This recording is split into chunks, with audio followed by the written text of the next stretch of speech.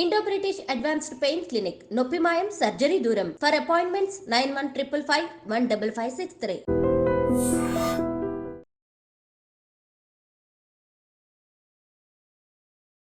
Welcome to iDream media. So రాత్రి నిద్రించే ముందు గోరువెచ్చని నీటిని తీసుకోవాలి. ఇది మన ఆయుర్వేదంలో చెప్పబడింది. ఇది ఒక ప్రాచీన వైద్య విధానము. ఈ రెమెడీని పాటిస్తే చాలా రకాల అనారోగ్య సమస్యలకు చెక్ పెట్టవచ్చట. మరి దీని గురించి పూర్తి వివరాలు తెలుసుకుందాం.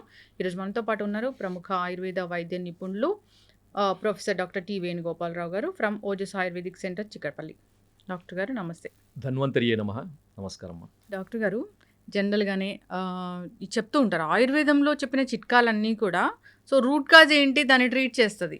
సో దానివల్ల మిగతా వచ్చే కాంప్లికేషన్స్ అన్నీ కూడా తగ్గిస్తూ ఉంటుంది. అయితే రాత్రిపూట గోరువెచ్చని నీళ్ళు తీసుకోవాలని ఈ ఆయుర్వేద గ్రంథాల్లో చెప్పబడింది. ఇది ఒక ప్రాచీనమైన ఒక రెమెడీ. అసలు ఏంటి డాక్టర్ గారు? ఇప్పుడు మీరు అడిగిన ఈ విధానాన్ని ఆయుర్వేద పరిభాషలో లేకపోతే ఆయుర్వేద వైద్య విధానంలో నిషి ఉష్ణోదక పానం అని చెప్పారనమాట.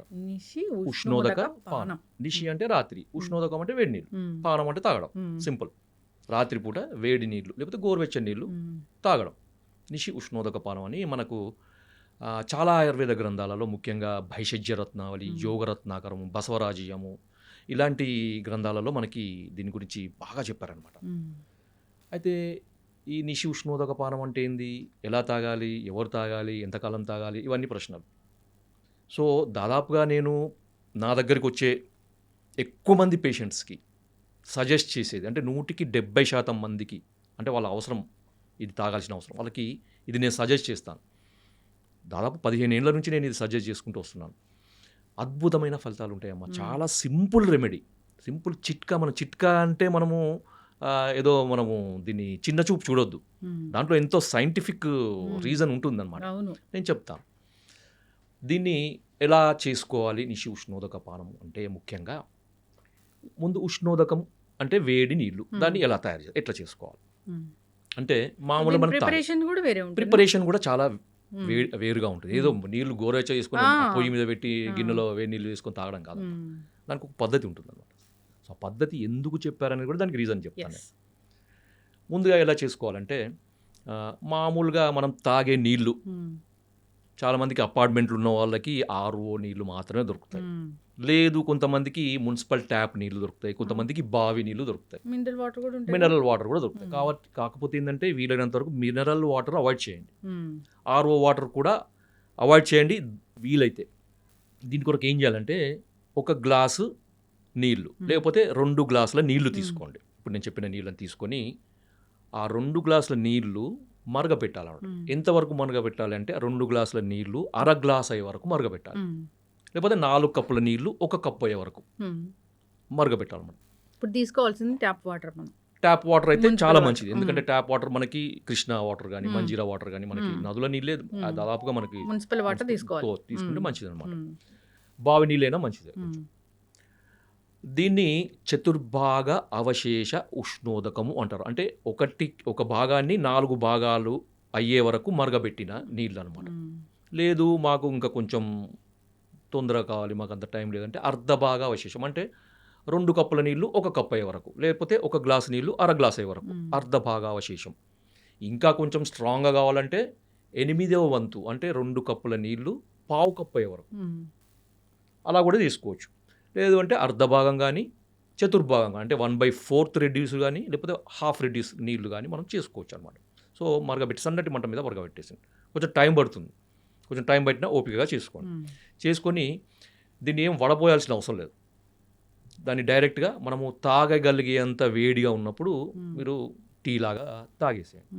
తాగగలిగేంత వేడిగా ఉన్నప్పుడు దీన్ని తాగాలన్నమాట. సార్ మరి ఇది ఎప్పుడు తాగాలి అంటే దీనికి ఒక పద్ధతి కూడా ఉంది, తయారు చేసుకునే పద్ధతి ప్లస్ తాగే విధానం. ఎప్పుడు అంటే రాత్రిపూట భోజనం చేసిన తర్వాత 2 గంటల గ్యాప్ ఇచ్చి తాగాలన్నమాట.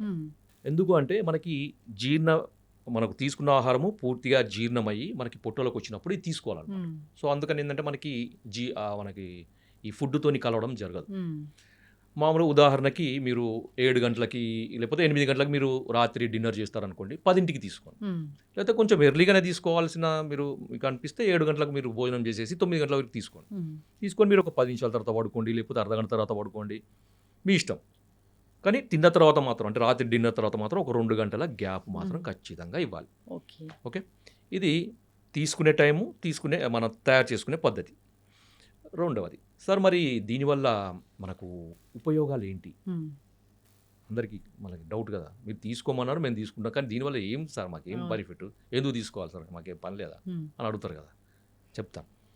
దీనికి ఏంటంటే మొట్టమొదటి ఉపయోగం ఇది, నేను ఒక ఆయుర్వేద దీనికి సంబంధించిన ఒక శ్లోకాన్ని మీకు ఎక్స్ప్లెయిన్ చేస్తాను అనమాట. నా దగ్గర ఉంది అది. దీన్ని ఏమని చెప్పారంటే నిషి ఉష్ణోదక పానం శ్లేష్మ ఆమ మేధోగ్నం వస్తిశోధన దీపనం శ్వాసకాస జ్వరహరం పీతం ఉష్ణోదకం నిషి. దీంట్లో మనం గమనించాల్సింది ఏంటంటే ఆమదోషము, తర్వాత శ్లేష్మ దోషము, తర్వాత మేధోగ్నం, మేధస్సు అంటే ఫ్యాట్.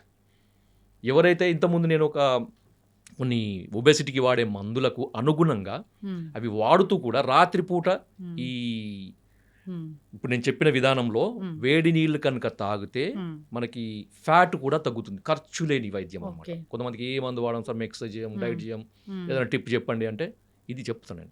ఇంకొకటి ఏంటంటే శ్వాసకాస పీనసం, అంటే మనకి అలర్జిక్ రైనైటిస్, కొంతమంది లేవగానే తుమ్ములు, దగ్గు, ముక్కు కారడము, కళ్ళు ఎర్రబడి, తర్వాత అంత ఛాతీలో అంత శ్లేష్మ, వీళ్ళందరికీ కూడా ఉపయోగం అనమాట. రెగ్యులర్గా తాగండి.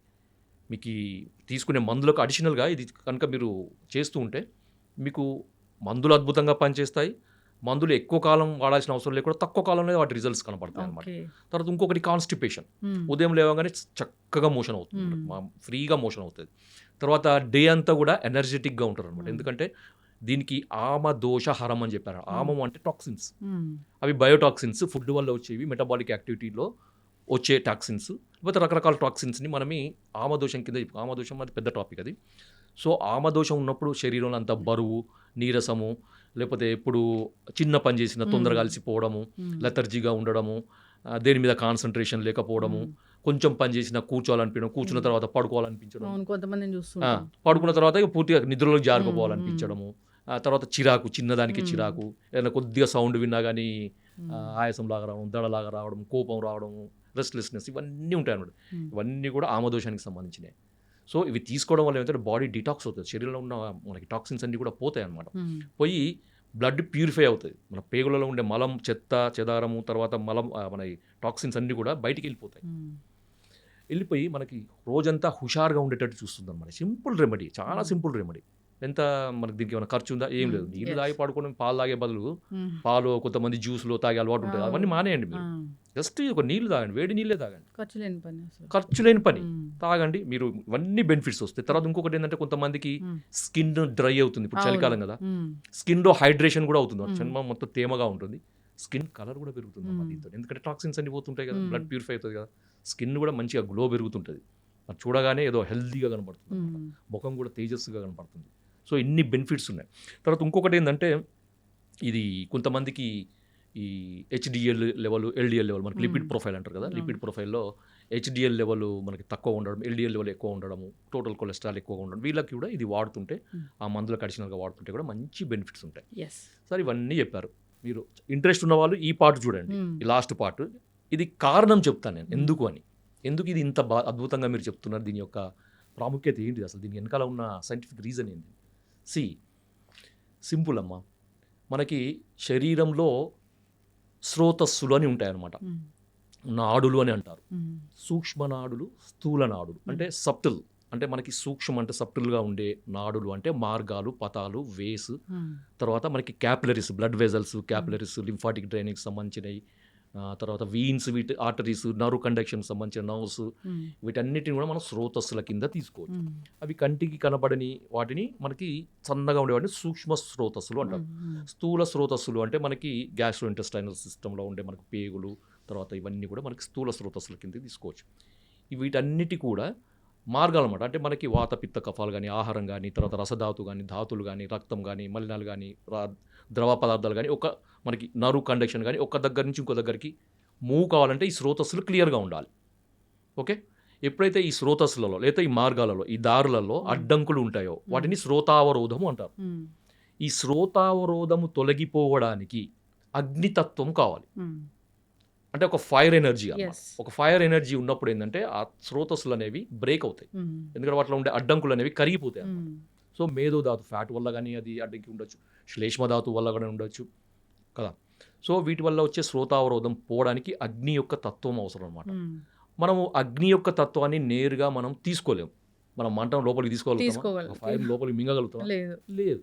సో దాని కనుక ఏం చేస్తున్నామంటే ఈ అగ్నితత్వాన్ని జలానికి ఆపాదిస్తున్నాం. సో మనం వేడి చేయడం వల్ల ఏమవుతుందంటే ఈ అగ్నితత్వము ఆ నీటిలోకి పోయి మనం తీసుకున్నప్పుడు అగ్నితత్వం అనేది ఈ స్రోతస్సులని మనకి ఛానల్స్ ని ఓపెన్ చేస్తుంది అన్నమాట. సో అప్పుడు ఈ శ్రోతావరోధం తొలగిపోయి అవి ఛానల్స్కి అంత రక్త ప్రసారం బాగా జరుగుతుంది, నర్వ్ కండక్షన్ బాగా జరుగుతుంది, మనకి ఈ ఆహారం యొక్క జీర్ణ వ్యవస్థకు సంబంధించిన మూమెంట్స్ అవన్నీ కూడా నార్మల్గా ఉండి ఆరోగ్యం చేయకూడదు. ఇది దీంట్లో ఉండే సైంటిఫిక్ రీజన్ అన్నమాట. ఖచ్చితంగా డాక్టర్ గారు చాలా చక్కగా చెప్పారు. ఎన్నో ఏళ్ళ ఎక్స్పీరియన్స్ మీది ఈ ఆయుర్వేదంలో.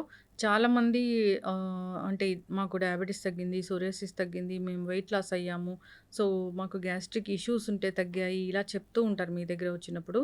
చాలామంది విన్నాను నేను. సో అంటే ఆయుర్వేదానికి ఇంకా ప్రాచుర్యం కావాలి, ఆయుర్వేదం ఇంకా జనాల్లోకి వెళ్ళాలి. మీరు మాకు రెగ్యులర్గా ఇంటర్వ్యూస్ ఇస్తూ ఉండండి. ఈ మాధ్యమాల ద్వారా చాలా చక్కటి ఇన్ఫర్మేషన్ అనేది వెళ్తూ ఉంటుంది. ఖచ్చితంగా డాక్టర్ గారు అందరూ కూడా పాటించాలని కోరుకుందాం. ఏదో గోల్డెన్ మిల్క్ అది ఇదని చెప్తూ ఉంటారు, అది కాదు. అసలు ఆయుర్వేదం గ్రంథాల్లో ప్రాచీనంగా ఇది ఎప్పటి నుంచో చెప్పబడిన ఒక ఆరోగ్య రహస్యం. పాటించాలని కోరుకుందాం, ఆరోగ్యంగా ఉండాలని కోరుకుందాం. ధన్యవాదాలు డాక్టర్ గారు. జై ఆయుర్వేద.